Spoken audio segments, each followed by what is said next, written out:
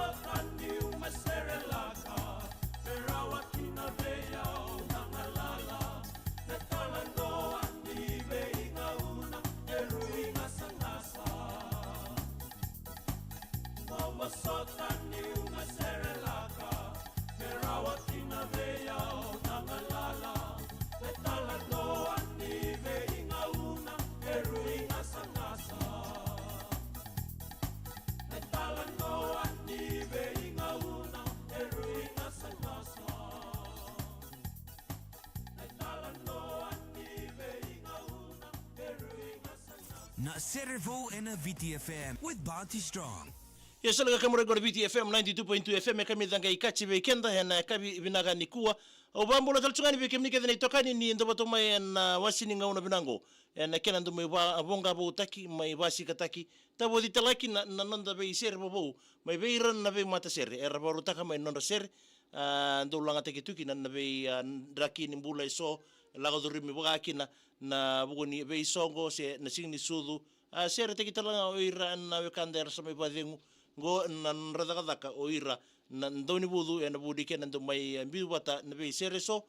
na ken mai ko mai nangangani sere ra mai dakadaka bago ko na nan doni budu ne ken tobule me bangarai na rorongo merawa nero mai be se majike nangangani sere mbuli merawa ni batu to teki na be sere so ken nan do mai marota ka tu ngonongo ken nan le ni bunwa ya don na dakadaka ndende era yenda babu na kina vale bukina kambani ngona Paradise Beverages with Bounty Strong and bukuni nona be toko ni tuko bekenda en yaka binakani ko sa to telango nanda bulangi ron na nongu turanga neta turanga ndrendre ro sa mai chiko talanga en kabi binani kuwa chiko nanda ngosa non roto dangi chiko mai na nongu turanga neta mai kandabu en singena noa badi nikuwa tale sabur tale ndo tale namata seri tale mai na thiaba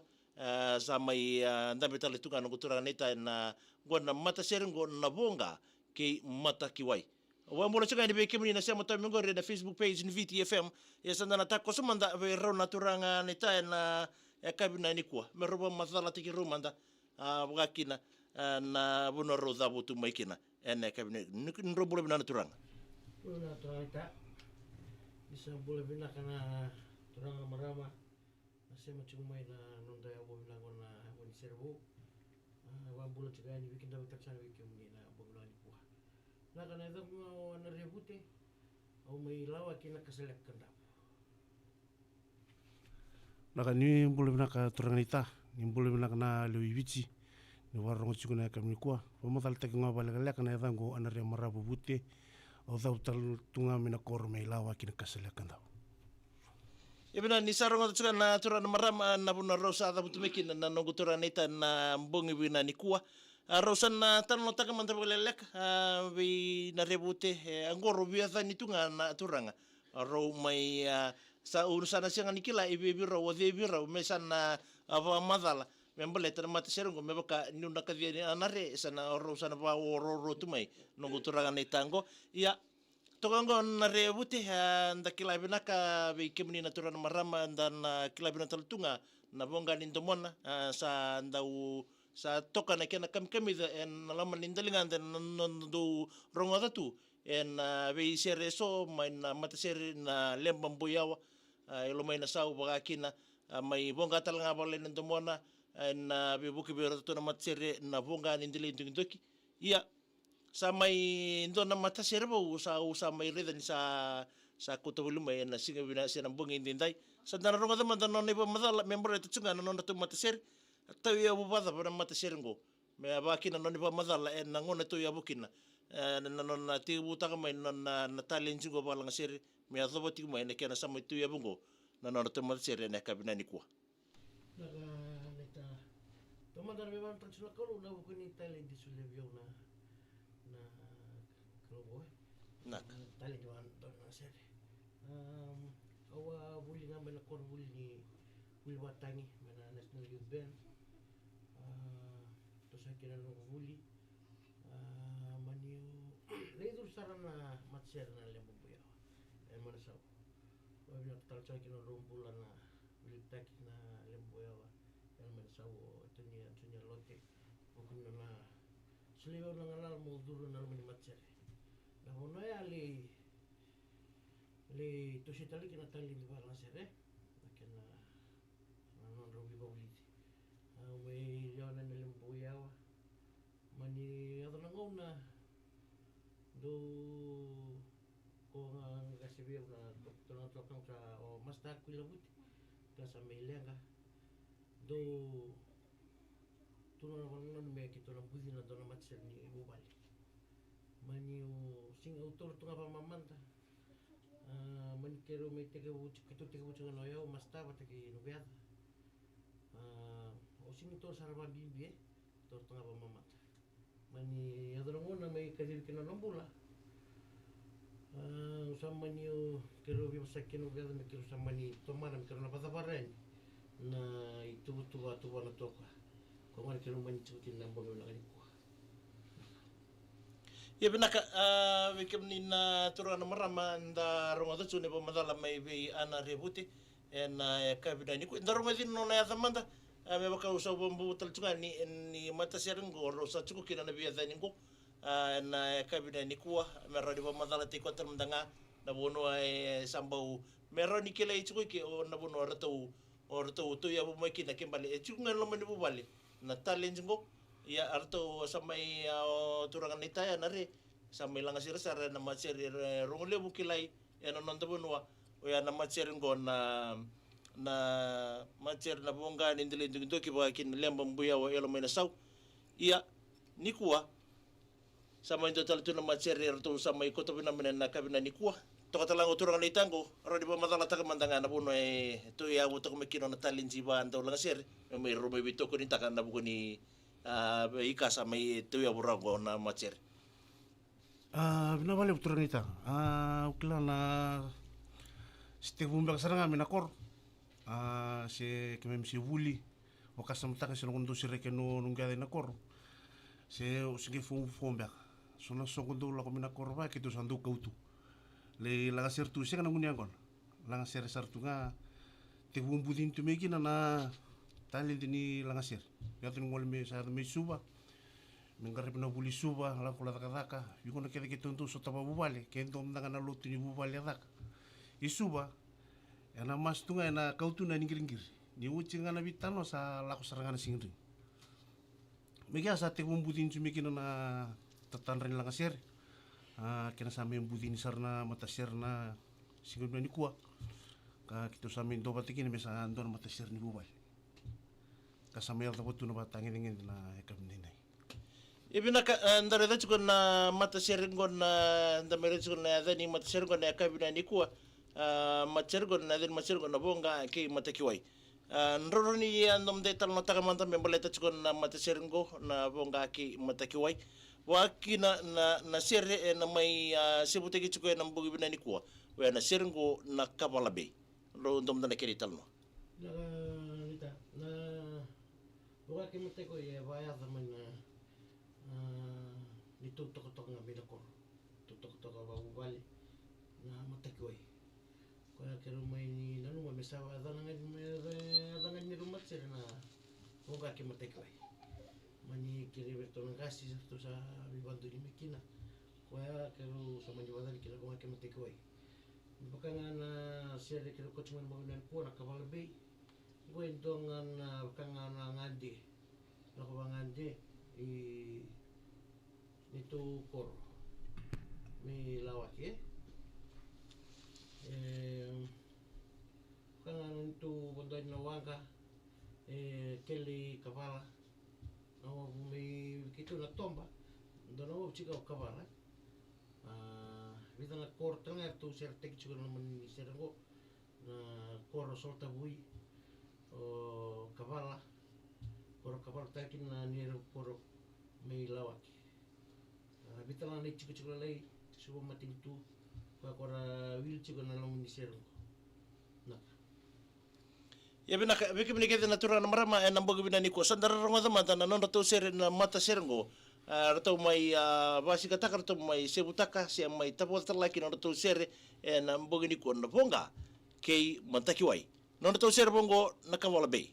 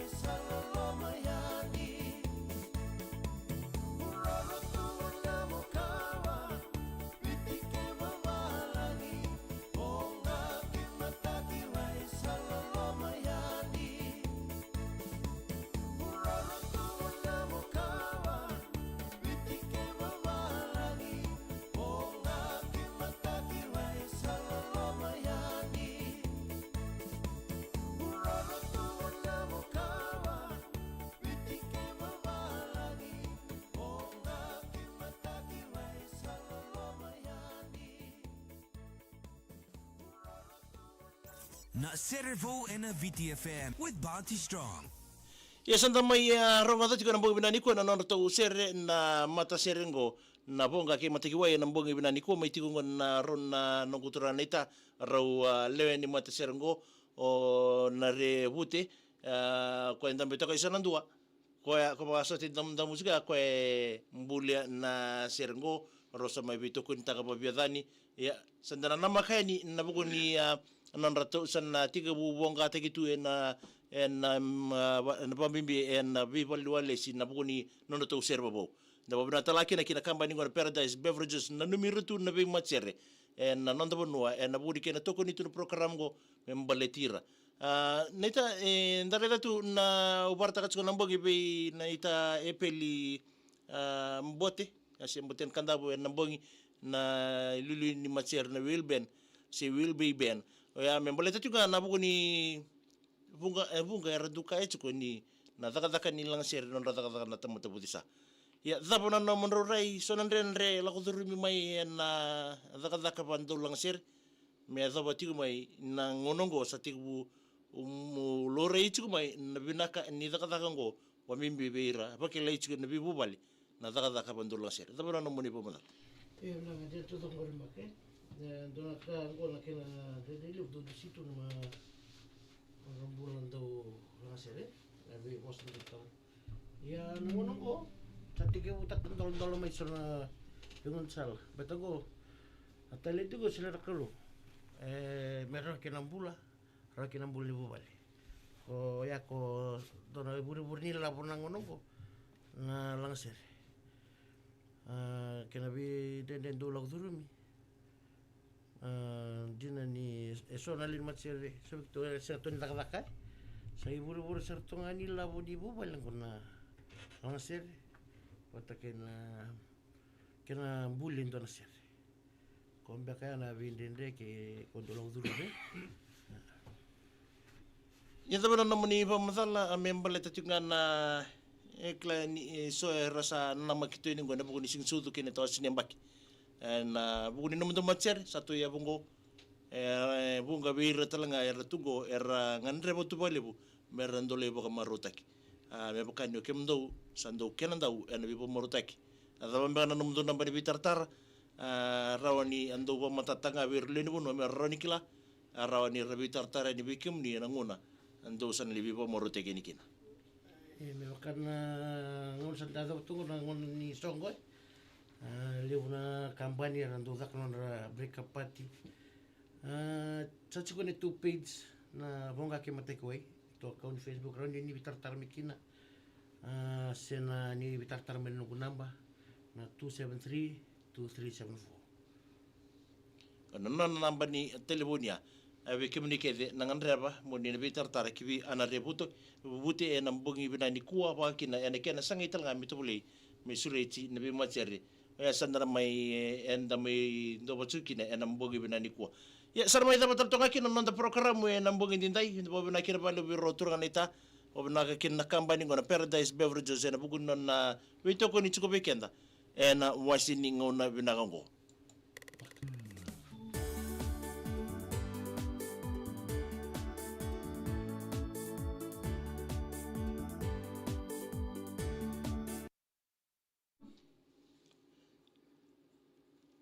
ya mamulo sekali bikin ni kadani tokan ni ndo batal tonga men nambongi binani kuwa na buku ni kena main don magitunga na nanda program go ni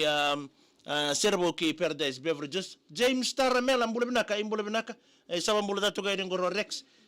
my Brisbane my isambula binaka mbule binaka bikin ndo ngani tokan ni ba bibital tonga ngori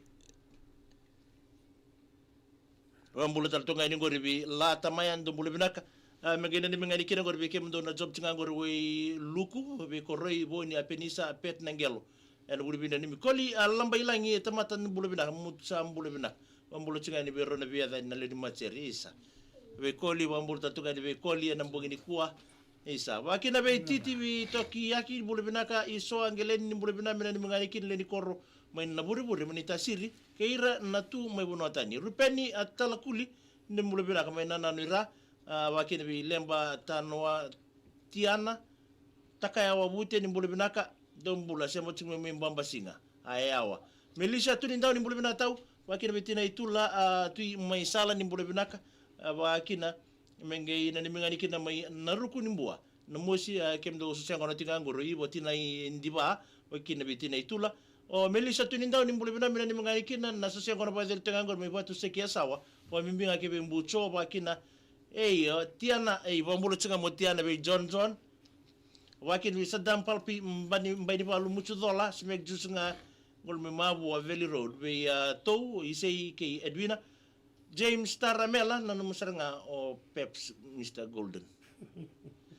so met daba ni mbule bina kamena ni mangari ke be selosi ke aporosa ke mediu arto smek jusunga ngori na mara sebo mera wakin apa mbul tato ni ngori be senimbua eni marama dombule binaka ni sa to takoro no moni bulang sa mo tsinga me American Samoa wa mbule dal to ngari waisi ambi undole sebina bale na sa mo tsumai Melissa tunindau sebina ni me wiri ke den leni abuisi na youth club akina Camilo Tunrala dombule bina ni mangani na opuke ke no na sikoni mbuta bina sa tunga go amizanga ikachi senimbua eni marama ni mbule binaka isa rongo bina nando monita wakina bi ureia vanrahinga isa dombule binaka wakini bi andi laite rendi ni matai totoka be kemuruka isa samutambuan tombole binaka na vale bu seni mbua eni marama ni mbole binaka iyo orada tombole binaka mengeni ni mengani kira ngor be kemronga ba beti ni Grace bagala ke aranda beta ngonga mesinga toka wa multa tona ngor bila tamai tombole binaka mai lomani korwo embongi na matapu vale yandu awo embongi matangali mburlebu ke remegina ni mengani kina na bua bagadingu be rato ke dina darbo ba bimbinga be maya dombule binaka sosiangona chingangori weluku koroi boni apinisa wa bimbinga no munindolo mani achume na bua ani lewaniu pet nangelo ngara buri be nani mai weluku beki di dombule binaka barongo to be mai na tambo melotoka isa wanu ni bina tungani Magnus J dombule binaka saya o bulobula royal wagara poa dombule binaka mitande bo menabua koli lamba ilangi tamata na balebu na siamo chumai James Taramela Rex no mike membala utalen Miriama lokiti resi bole binaka wakina be lina rongo kabala sakabalanga beni tokai watunda mundo bole binaka wakina be tunitonga tomasi do bole binaka mena ni mengani kina ngori be pausa be ke tulebuka sa lolo matal tungani nanda isa salamena wangambuli do bole binaka isa bole wakina be koli na lamba ilangi tamata lolo matal tungani be ngase mai wali kazu so tuntonga tomasi lolo meni be obi na rebute isa kona kanan renga ya sabani ni bina to ni weekend na mbongi bina kani kuasa na mai dapat tonga kina na nonda program ngo ni Servo ke Paradise Beverages daraga me bistal chukuna kabi ni matak na itoka ngani be ngarabe ngo makra sekeseka ana rebute orunga na biya ni na mbongi ni ko ge namba kama mbongi ni mataka alto sana mai inda betal tonga ki na wongani ndili doki na kene lulu na mo ndotal tunga nonda bitalno donga na mulai don musia na mbongi binani kwa di ba binaka ni mo mata